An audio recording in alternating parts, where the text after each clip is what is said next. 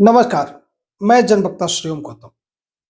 Supreme court और high court में जजों की जो नियुक्ति होती है वो कॉलेजियम के द्वारा होती है और कॉलेजियम की वजह से कैसे कैसे लोग जज बन जाते हैं और बाद में किस तरीके से अजीबो-गरीब फैसले वो देते हैं, इसका उदाहरण हम आपको इस वीडियो में देने वाले हैं। अभी पिछले दिनों हमने आपको एक वीडियो में बताया था कि गुवाहाटी हाई कोर्ट की 2 जजों की बेंच ने घुसपैठियों पर बड़ा ही राष्ट्रवादी फैसला लिया था और साफ कह दिया था कि जो व्यक्ति अवैध रूप से भारत में घुसा है, उसे भारत सरकार या राज्य सरकार देश से बाहर फेंकने का अधिकार रखती है। इसी तरीके का एक मामला सुप्रीम कोर्ट में सीजेआई सूर्यकांत की अदालत में जब आया था तो उन्होंने भी कह दिया था कि रोहिंग्या हो या बांग्लादेशी अगर ये इस देश में अवैध रूप से घुसे हैं तो फिर सरकार उनके लिए लाल कालीन नहीं बिछाएगी, उनके खिलाफ जो कानूनी कार्रवाई है वही करेगी। लेकिन केरला हाई कोर्ट के एक सिंगल जज की बेंच ने घुसपैठिए के लिए जो फैसला लिया है वो बेहद अजीबोगरीब और चौंकाने वाला है। इन दोनों मामलों में चाहे सुप्रीम कोर्ट का मामला हो या हाई कोर्ट गुवाहाटी का मामला हो, जजों ने इस बात को साफ कर दिया था कि जो मौलिक अधिकार भारत के नागरिकों के लिए हैं, उन्हें घुसपैठियों या अवैध रूप से आए हुए विदेशियों को नहीं दिया जा सकता है। लेकिन केरला हाई कोर्ट के सिंगल जज जस्टिस कौसर एडप्पा गथ, इनका नाम है, इन्हें एडप्पा गत भी कह सकते हैं, गथ भी कह सकते हैं। इन्होंने इस तरीके का फैसला न देकर ये कहने की कोशिश की है कि भारत के संविधान में जो आर्टिकल 21 के तहत जीवन का अधिकार, स्वतंत्रता का अधिकार और गरिमा का अधिकार दिया गया है, वो घुसपैठियों पर भी लागू होता है। ये जो कौसर साहब हैं, ये अपना इस तरीके का एक और फैसला बहुत ज्यादा चर्चा में जो रहा वो पहले भी दे चुके हैं। बेहद ही खुले मामले में जिसमें स्पष्ट तौर पर इनका फैसला कुछ और होना चाहिए था, इन्होंने नग्नता को जस्टिफाई करने की कोशिश की थी। 2020 में एक महिला ने यूट्यूब पर और इंस्टाग्राम जैसी दूसरी सोशल साइट्स के ऊपर व्यू पाने के लिए यानी कि पैसा कमाने के लिए अपना एक ऐसा वीडियो डाला था जिसमें वो ऊपर से एकदम कपड़े के बिना थी और अपने शरीर पर अपने बच्चों से पेंटिंग कराती हुई उसने वीडियो डाला था।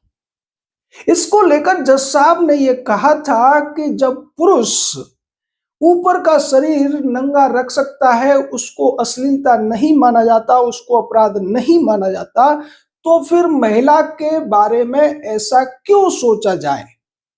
महिला ने ये अश्लीलता नहीं की है, ये उसका शरीर है और वो अपने हिसाब से उसका एक्सप्रेशन कर सकती है। और भी बहुत सारी बातें कौसर साहब ने उस फैसले में कही थी। उन्होंने ये भी कहा था कि जो अनैतिक है, जिसे समाज स्वीकार नहीं करता है, जरूरी नहीं कि वो गैर कानूनी हो। आप सोचिए कि जज साहब की सोच किस तरह की है। ताज्जुब की बात तो ये है कि ये उस कम्युनिटी से आते हैं जिसमें सबसे ज्यादा इन चीजों पर बहस की जाती है। महिला के पूरे शरीर को ढकने की बात की जाती है, छोटी छोटी बच्चियों को हिजाब और बुर्का पहनाने की बात की जाती है। लेकिन ये जज साहब जो हैं, ये कहने की कोशिश ये कर रहे थे उस फैसले में कि जो अधिकार पुरुषों को प्राप्त है वही एक महिला को प्राप्त है और महिला को भी पुरुषों की बराबरी करने से इस तरीके के मामले में भी रोका नहीं जा सकता है। इस महिला के खिलाफ अश्लीलता फैलाने का केस हुआ था, लेकिन जस्टिस कौसर एडप्पा गत ने उस मामले को खारिज करते हुए महिला को सही ठहरा दिया था। अब आते हैं ताजा मामले की तरफ। इससे आप समझ गए होंगे कि जज साहब हाई कोर्ट का जज बनने लायक तो बिल्कुल भी नहीं थे। कॉलेजियम की कृपा से ही वो वहां पहुंचे होंगे। पहले ये वकील रहे, फिर जो हायर जुडिशरी होती है उसमें ये डिस्ट्रिक्ट सेशन जज तक रहे।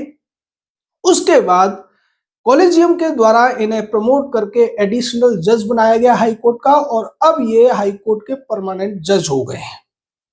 हालांकि इनकी नियुक्ति एडिशनल जज के तौर पर 2021 में ही हुई थी, और उसके कुछ ही दिनों बाद इन्होंने इस तरीके का फैसला सुना दिया था, जिसको कोई भी रिलीजन का मानने वाला व्यक्ति हो, किसी भी मजहब का मानने वाला व्यक्ति हो, उसे सही नहीं बताएगा। लेकिन उन्हें इससे फर्क नहीं पड़ता, क्योंकि ये जो हाई कोर्ट और सुप्रीम कोर्ट के जज होते हैं वो जानते हैं कि वो कोई भी फैसला दे देंगे, उनके खिलाफ कुछ नहीं किया जा सकता। ज्यादा से ज्यादा उनके फैसले के खिलाफ दूसरी बेंच में अपील हो सकती है, वो बेंच उसको पलट सकती है, लेकिन फैसले में उन्होंने जो कुछ कह दिया है या जिसकी बात कर दी है उस पर उनके खिलाफ कोई कार्रवाई नहीं हो सकती। ताजा जो मामला है, एक बांग्लादेशी घुसपैठिए को पकड़ा गया जिसके पास भारतीय पासपोर्ट था, जो उसने फोर्जरी करके बनवाया हुआ था। उस पासपोर्ट के आधार पर उसने और भी बहुत सारे डॉक्यूमेंट्स बनवा लिए थे। इसको पकड़ा गया, चीटिंग फोर्जरी के तमाम इस पर धाराएं लगाई गई और फिर ये डिटेन किया गया। उसके बाद इसे जमानत के लिए, जो ट्रायल कोर्ट थी उसमें जमानत के लिए गया। वहां पर ट्रायल कोर्ट ने इसे जमानत तो दी, लेकिन ये कहा कि जब तक ट्रायल चलेगा, जब तक केस चलेगा, तब तक ये व्यक्ति डिटेंशन सेंटर में ही रहेगा। यानी जेल से तो उसको जमानत मिल गई, लेकिन डिटेंशन सेंटर के परिधि में उसको रहना होगा, ये आदेश दिया गया, ये शर्तें उसकी जमानत में लगा दी गई। इस व्यक्ति ने अपने वकील के माध्यम से हाई कोर्ट में याचिका डाली और हाई कोर्ट में सुनवाई की जस्टिस कौसर इडप्पागत ने। उन्होंने सुनवाई करते हुए ये कहा कि कोर्ट को ये अधिकार नहीं है कि वो किसी विदेशी या घुसपैठिए को डिटेंशन सेंटर में रखने का आदेश दे सके। उन्होंने कहा कि ये अधिकार केवल और केवल फॉरेनर्स ट्रिब्यूनल को है।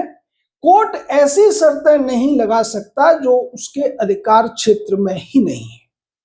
साथ में इन्होंने जो दूसरी टिप्पणियां की, और उन टिप्पणियों में ये कहने की कोशिश इन्होंने की कि भारत के संविधान के आर्टिकल 21 के तहत जो जीवन का अधिकार दिया गया है, जो पर्सनल लिबर्टी का अधिकार दिया गया है, जो व्यक्तिगत गरिमा की बात की गई है, वो जो विदेशी होते हैं, चाहे वो घुसपैठिए क्यों न हो, उन पर भी लागू होता है।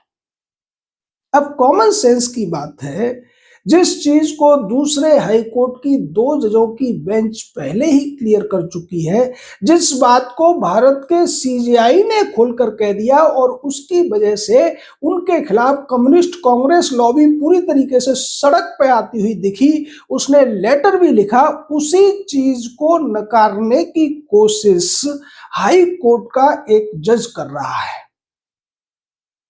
जिस चीज को सुप्रीम कोर्ट नकार रहा है, दूसरा हाई कोर्ट नकार रहा है, बड़ी बेंच नकार रही है, उसी चीज को अपने हिसाब से व्याख्या कर रहा है एक हाई कोर्ट का जज। और ये कहते हुए उन्होंने उस अवैध घुसपैठिए को राहत दे दी। ये कहा कि इस व्यक्ति को डिटेंशन सेंटर में नहीं रखा जाएगा, क्योंकि कोर्ट ने इसको जमानत दी है। जमानत की शर्तों को हम हटा रहे हैं, यानी कि डिटेंशन सेंटर की शर्त उन्होंने हटा दी।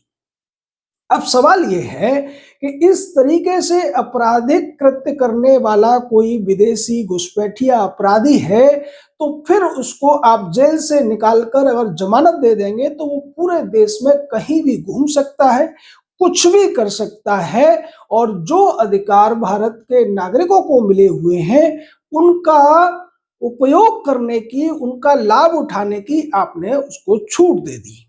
जबकि अभी जब एसआईआर पर पार्लियामेंट में बहस हो रही थी, तो भारत के गृह मंत्री ने भी साफ तौर पर कह दिया था कि घुसपैठियों को इस देश में देश के राज्यों के मुख्यमंत्री और देश का प्रधानमंत्री या राष्ट्रपति चुनने की छूट नहीं दी जा सकती है, यानी कि उनको नागरिकों वाले अधिकार नहीं दिए जा सकते हैं। दूसरी तरफ हाई कोर्ट के जज महोदय ये कहने की कोशिश कर रहे हैं कि घुसपैठियों के लिए भी मौलिक अधिकार दिए जा सकते हैं, जबकि भारत का जो संविधान है उसकी पहली लाइन में ही साफ तौर पर लिखा हुआ है, we the people of India, यानी कि हम भारत के लोग। ये जो संविधान है वो भारत के नागरिकों के लिए है, किसी बांग्लादेशी रोहिंग्या घुसपैठिए के लिए नहीं है। दूसरी तरफ सुप्रीम कोर्ट कई मामलों में ये क्लियर कर चुका है कि जो यूएन का रिफ्यूजी चार्टर है या शरणार्थियों को लेकर जो यूएन का रूल है दूसरे देशों में जो चलता है वो भारत में लागू नहीं होता, क्योंकि भारत ने उस समझौते पर हस्ताक्षर नहीं किए हैं। तो विदेशियों को लेकर जो भी नियम कानून भारत सरकार ने बनाए हैं वही लागू होंगे और उन्हीं के हिसाब से उन लोगों को डिपोर्ट या एक्सपल्स किया जाएगा। ये एक नॉर्मल लॉ है जो कानून की पढ़ाई करने वाले हर स्टूडेंट की समझ में आता है। लेकिन हमारे देश के हाई कोर्ट्स में कॉलेजियम से चुनकर आने वाले या फिर कॉलेजियम द्वारा पिक कर लाए जाने वाले जजों को शायद या तो ये समझ में नहीं आता है या फिर वो जानबूझकर इसकी मनमानी व्याख्या करने की कोशिश करते हैं। सबसे ज्यादा मनमानी व्याख्या या मनमाने फैसले भारत के संविधान में प्रदत्त मौलिक अधिकारों को लेकर ही किए जाते हैं, चाहे समानता का अधिकार हो, चाहे अभिव्यक्ति की स्वतंत्रता का अधिकार हो, चाहे रिलीजन का अधिकार हो, चाहे जीवन का अधिकार हो। इन सब मौलिक अधिकारों की मनमानी व्याख्या कोर्ट के द्वारा की जाती है। और जस्टिस कोसर महोदय का जो हमने पुराना फैसला आपको बताया उसमें भी उन्होंने आर्टिकल 21 का ही हवाला दिया और ये कहने की कोशिश की कि ये जो पितृसत्तात्मक हमारे यहाँ व्यवस्था चलती है ये महिलाओं को पुरुषों के बराबर अधिकार नहीं देना चाहती, इसीलिए ऐसी बातें करती है, जबकि सबको पता है कि ये सारी चीजें अश्लीलता के दायरे में आती हैं। और उन्होंने इसकी तुलना जो केरल में दूसरे फेस्टिवल्स होते हैं जिसमें पुरुष जो होते हैं उनके शरीर पर पेंटिंग की जाती है, पेंटिंग करने के बाद में वो डांस वगैरह करते हैं, उससे करके जस्टिफाई करने की कोशिश की। यहाँ वो दूसरे मामले में जो नागरिकों के मौलिक अधिकार हैं उनको भी उदाहरण देकर ये कहने की कोशिश कर रहे हैं कि जब नागरिकों को छूट मिलती है, उनकी गरिमा का ध्यान रखा जाता है, उनकी पर्सनल लिबर्टी का ध्यान रखा जाता है, तो फिर जो घुसपैठिया है उसके लिए ये क्यों रोका जाएगा। अब आप सोचिए कि कॉलेजियम से कैसे कैसे लोग जज बनकर बैठ गए हैं और इस तरीके से अजीबोगरीब फैसले दे रहे हैं जिनके फैसलों पर हाई कोर्ट और सुप्रीम कोर्ट के जज भी अपना माथा पीट लेते होंगे। ऐसे बहुत सारे उदाहरण हैं, चाहे चंद्रचूड़ द्वारा जब सेम सेक्स मैरिज की बात की गई या दूसरे जो एक सोडोमी का कानून था उसको निरस्त करने की बात की गई। तमाम इस तरीके के फैसले चंद्रचूड़ ने भी सुप्रीम कोर्ट का जज रहते हुए या फिर सीजीआई रहते हुए लिए थे। अब आप सोचिए कि जो कानून होता है उसका प्राचीन रूप ही तो नीति होती है। नैतिकता और कानून में बहुत ज्यादा अंतर नहीं होता, लेकिन कभी कभी क्या है, चूंकि हमारे यहाँ ज्यादातर कानून अंग्रेजों के बनाए हुए चल रहे हैं और बहुत से क्षेत्रों में कानून नहीं बनाए गए, तो जो जिन्हें समाज सही नहीं मानता था, जिन चीजों को अनैतिक माना जाता था, उन्हें गैर कानूनी ही कहा जाता था हमारे यहाँ पहले। लेकिन अब चूंकि अंग्रेजों के कानून चल रहे हैं तो बहुत सी जो अनैतिक बातें हैं वो गैर कानूनी घोषित नहीं की गई हैं। और इस तरीके के जज ये कहते हैं कि जब तक कोई कानून किसी चीज को प्रतिबंधित न करे उसे रोका नहीं जा सकता, चाहे वो असामाजिक हो, चाहे वो अनैतिक हो, चाहे वो अश्लील ही क्यों ना हो। दूसरी तरफ ये जो घुसपैठियों वाला मामला है, ये देश की सुरक्षा के लिए खतरा है, राष्ट्रीय एकता अखंडता के लिए खतरा है।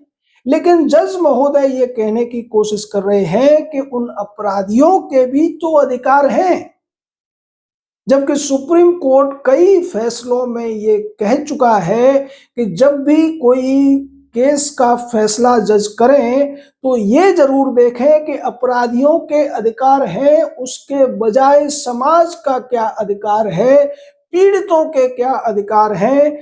पीड़ितों के और समाज के अधिकार कभी भी अपराधियों के अधिकारों के लिए उनकी बलि नहीं चढ़ाई जा सकती।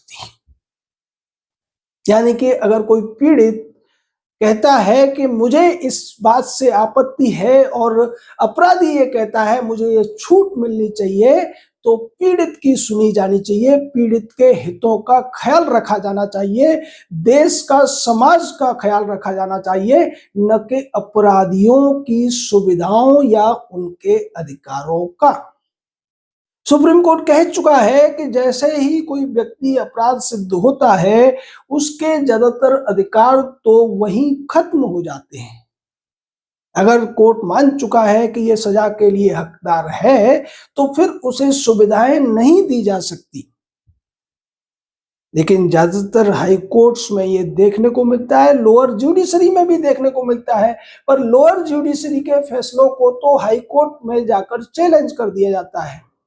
अब हाई कोर्ट के फैसले को सुप्रीम कोर्ट में चैलेंज किया जा सकता है। पहले तो उसके लिए बहुत ज्यादा पैसा होना चाहिए। अगर सरकार का भी मामला है, तब भी अगर सुप्रीम कोर्ट में उस मामले को ले जाया भी जाए तो फिर उसकी सुनवाई कितने सालों में होगी ये भी निश्चित नहीं है। पेंडेंसी में वो केस चला जाता है और इस तरीके से इस तरह के जजमेंट आने के बाद अपराधियों को एक बड़ी राहत मिल जाती है। आपका इस पूरे मामले पर क्या कहना है, अपनी राय दीजिए। और हम जो कॉलेजियम हटाओ देश बचाओ की मुहिम चला रहे हैं, वो भी इसीलिए चला रहे हैं कि जब कॉलेजियम खत्म हो जाएगा, एनजेएसी के द्वारा ऑल इंडिया लेवल पर परीक्षा के माध्यम से देश हित की बात करने वाले, देश हित में फैसले लेने वाले जजों को जब प्रमोट किया जाएगा, उनकी हाई कोर्ट और सुप्रीम कोर्ट में नियुक्तियां होंगी, तो इस व्यवस्था में जो खामियां आ गई हैं वो बहुत हद तक आसानी से सुधरने लगेंगी। हालांकि अभी जनता में जागरूकता आ रही है, उससे सुधार भी दिख रहा है, लेकिन उस सुधार के बीच में इस तरीके के जो अजीबोगरीब फैसले लिए जा रहे हैं वो बेहद चिंता का विषय है। आपकी इस मामले में जो भी राय है हमें अवगत कराइए, हमारे साथ जुड़े रहिए। जय हिंद, जय भारत।